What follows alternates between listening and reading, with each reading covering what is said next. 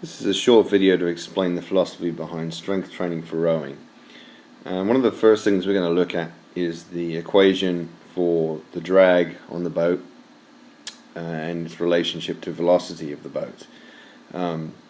Whenever we row a boat, we have to overcome the drag force with the opposing force in order to maintain boat speed. So it's important to understand this relationship and how it fits with force production during the rowing stroke. So we're going to look at the equation to determine how much force we actually need to double the boat speed. So if we look at this equation here, if we wanted to set the boat speed equal to 1, we're just throwing in some arbitrary numbers here.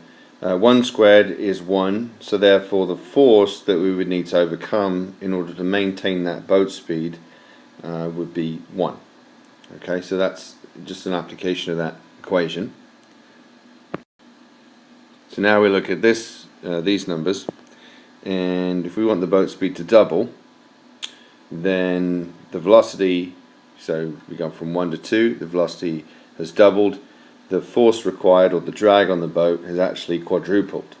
So in order to double the boat speed, the amount of force you've got to put on the oar is 4 times as much as if it were half the speed. So that's this equation at work explaining how much force we really have to put in order to get more gain in velocity. So that relationship, drag, this one right here, drag is proportional to velocity squared, is shown, roughly by this red line right here. So as you can see, in order to get the velocity to increase, we're going to have to put a much bigger exponential force, and that's really why that curve looks like that.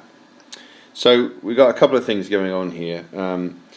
We might look at the different ways in which we train for rowing, and I'm putting forward that this straight line right here might be a continuum for a conditioning program that is just 100% cardio. So you're out there cycling your bike or rowing on the ergometer or swimming or anything else in that nature that's sort of a consistent cardio work.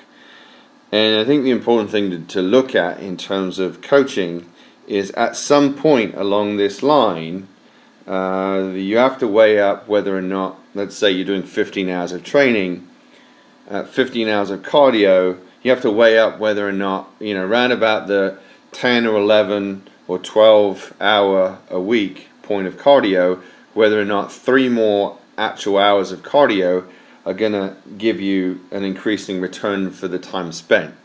And I'm saying there's a breaking point here, and what I'm saying is if you broke it down to say 11 hours of cardio and 4 hours of strength training, there's a point at which you get more gains from doing the strength training, and this strength training, could involve, lifting or plyometrics, such as box jumps and things like that, which actually have a strength component to it, but you're also developing the cardio.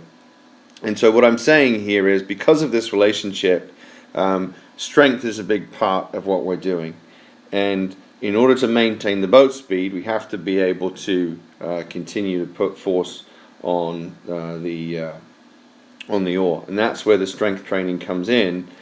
And obviously, I'm not including things in the equation like your technique and the ability to move a boat. And I'm saying that everything here is everything else being equal, but at some point, it's going to be important to evaluate whether or not the strength training is going to be important.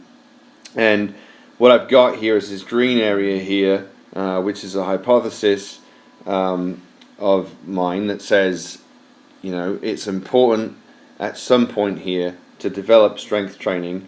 And it is important for those lightweights among you who are sitting there thinking, well, yeah, that's great, but are we going to put on any weight? It is possible to develop strength training regimes, the 3x4 reps, which actually don't put on any weight. They're neural in nature, meaning that you get the strength gains without increasing the muscle mass. If anything, about 1 pound of muscle mass gained is going to equal a pound of fat lost. So you're actually becoming more lean as you strength train.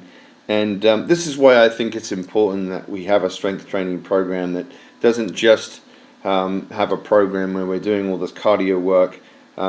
This relationship between drag and velocity really drives what we're doing as coaches, and that's why I think it's important that you get into a good strength training program during the off season, and why we have a strength training program during the season between August and May and June for nationals.